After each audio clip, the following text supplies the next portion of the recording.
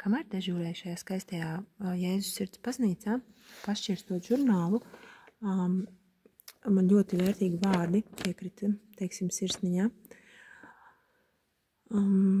Jēzus Kristus mums ir atklājis patiesību par katram cilvēkam piemītošo vienlīdzīgo cieņu no ieņemšanas brīža līdz dabiskam dzīves noslēgumam, šeit vārds dabiskam dzīves noslēgumam, tiesības uz dzīvību un apziņas brīvību. Vēsture atkārtot ir pierādījusi, ka šo pamattiesību noliekšana noved pie dažādu vardarbīgu ideoloģiju un noziedzīgu totalitāro režīmu rašanās. Tādai nācijai, kas ar likumu piekrīt nedzimušu bērnu, vecu un slimu cilvēku nonāvēšanai, abortu, eitanāzija, mākslīgā apaugļošana nav nākotnes. Saskaroties ar šo patiesību, nevaram palikt vienaldzīgi un pasīvi.